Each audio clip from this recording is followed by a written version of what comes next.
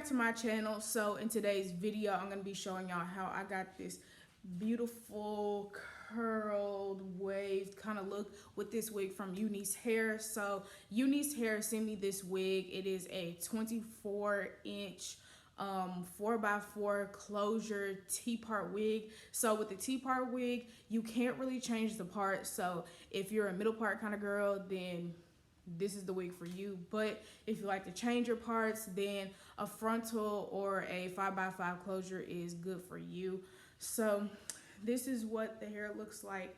This is so pretty. Want to see how I got this look?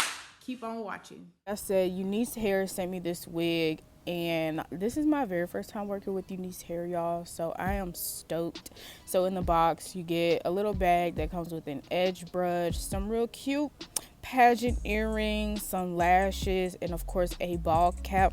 And now I'm about to show y'all what the wig looks like straight out the bag. So I was kind of apprehensive about this because, one, do y'all see those really obnoxious looking Shirley Temple curls? Yeah, I was like, what am I gonna do with this? So this wig is a T-part wig, T-part 4x4 closure wig, and it comes with 2 combs on the sides and 1 comb in the back. So as y'all can see, there's this little fake scalp thing that they put in there. I have no idea why, because everybody is not that color. So I just cut it off, and then after I cut it off, you can see that like the actual lace is exposed.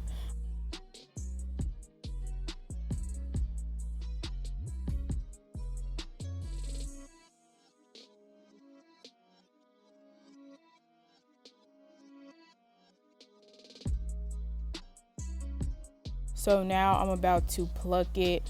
So like I said, this wig is a T-part wig, so I don't have a ton of hair to pluck.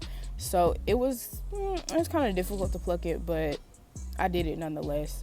So I'm just plucking the part. So by the time I install it, you can actually see my quote-unquote scalp underneath it. And I also plucked the front of it. And here is what the wig looks like after I have washed, conditioned, and blow dried it. Please do not put any wig that you bought on your head without washing it, please. If you go to a stylist, wash it, condition it, blow dry it before you go to a stylist, because you don't know what's in this hair. So I cut the ends off just a little bit because they were looking kind of ratty to me. I cannot stand it when the ends of wigs look ratty. So I forgot to include my footage for doing my pin curls, but y'all can clearly see that I did them. And now I'm going to install it. I absolutely love the way this hair turned out. Like I said in the beginning, I was kind of apprehensive about it because when it was coming straight out the box, I was like, dude, these Shirley Temple curls, they are not it. But I did my magic and it turned out really good. Y'all see that she is looking like scalp. You see how those curls just drop, and it was just gorgeous. And those money pieces in the front, gold. I love it.